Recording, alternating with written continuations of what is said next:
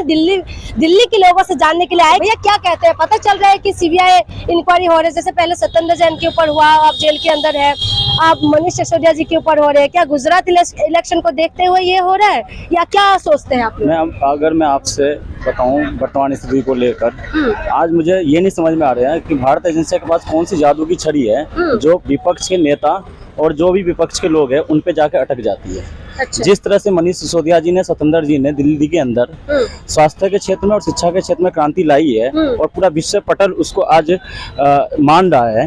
New York times ने भी छापा था जो फ्रंट पेज पे, जो कि मोदी जी गए थे वहाँ पे अमेरिका दौरे पे, तो उनके एक भी किसी भी पेज पे छापा नहीं था, जिससे बौखलाए हुए न्यूयॉर्क टाइम्स में शिक्षा क्रांति की अगर बात की जा रही है, इस पे तो भारत के जो जितने लोग हैं, भारत के जितने पार्टियां हैं, सभी पार्टियों को मान, सम्मान और गर्व महसूस होना चाहिए। लेकिन एक तरफ जो भारतीय जनता पार्टी है, भारतीय जनता पार्टी का मादा एक ही है, मादा यह है कि विपक्ष को खत्म करो, राज करो। जिस तरह से जर्मनी के अंदर हिटलर का मोटो था कि मैं ही हूँ, मेरे अलावा कोई नहीं है विपक्ष में, वही सोच आज भारत की राजनीति में कहीं न कहीं भारतीय जनता पार्टी कर रही है, जो कहीं न कहीं हमारे भारतीय संविधान के लिए भी खतरे की घंटी है। और इसके लिए मैं भारतीय जांच एजेंसियों को भी कहना चाहूंगा, आखिर कब आप निष्पक्ष होगे, आखिर कब आप ह्यूमन राइट पे काम करोगे, भारतीय संविधान के अधीन कब तक काम करोगे? आपको एक ही पार्टी और एक ही जो विपक्ष के लोग, क्या भारतीय जनता पार्टी के अंदर कोई भ्रष्टाचारी नहीं है क्या? क्या वही मुकुल राय, जो बंगाल के अंदर चुनाव हुआ था, आपको भी पता होगा, वही मुकुल राय जिसके ऊपर शारदा चिट फंड का आरोप था, जब वो भारतीय जनता पार्टी में आए तो उनके सारे आरोप क्या निरस्त कर दिए गए और भारतीय जनता पार्टी के अंदर उनको क्या पद मिला? राष्ट्रीय उपाध्यक्ष का पद मिला।